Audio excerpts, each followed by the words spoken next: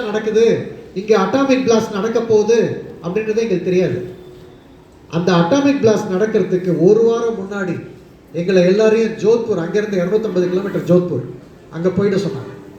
நாங்க ஜோத்பூருக்கு வந்ததுக்கப்புறம் டிவியில் பார்த்ததுக்கப்புறம் தான் எங்களுக்கு தெரிஞ்சுது, நாங்கள் தங்கி இருந்த அந்த கெத்தோலாய் பொக்ரான் இடத்துல இருந்து 1.5 கிலோமீட்டரில் அணுகுண்டு பிளாஸ்ட் நடந்திருக்கு. எங்களுக்கு எப்போ தெரிய வந்தது? நாங்கள் டிவி பார்த்ததுக்கப்புறம் தான். இப்போ இந்த பணி, இந்த ட்ரில்லிங் பணியெல்லாம் நடந்தது 6 மாதத்துக்கு மேலே. அமெரிக்காவுடைய ஜியோ ஸ்டேஷனரி சேட்டலைட்டை 6 மாதமாக பிக்சர் எடுத்திருக்கு. ஆனால் அவங்களுக்கு ஒன்றும் தெரியல. ரைட்டுங்களா? அமெரிக்காக்காரங்க அதிர்ந்துட்டாங்க. அவங்களால நம்பவே முடியல. இது எப்படி சாத்தியம்? இந்தியா எப்படி இதை பண்ணுச்சு?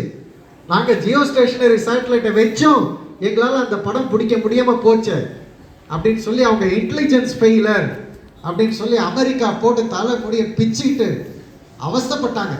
தெரியல அவங்களுக்கு இந்தியா கிட்ட இந்த அளவுக்கு ஒரு டெக்னாலஜி இருக்கா, இந்த அளவுக்கு ஒரு கேமஃப்ளேஜிங் டெக்னாலஜி இருக்கான்ட்டு. இதுக்கெல்லாம் மூல காரணம் யாரு? டாக்டர் கலாம் ஐயா.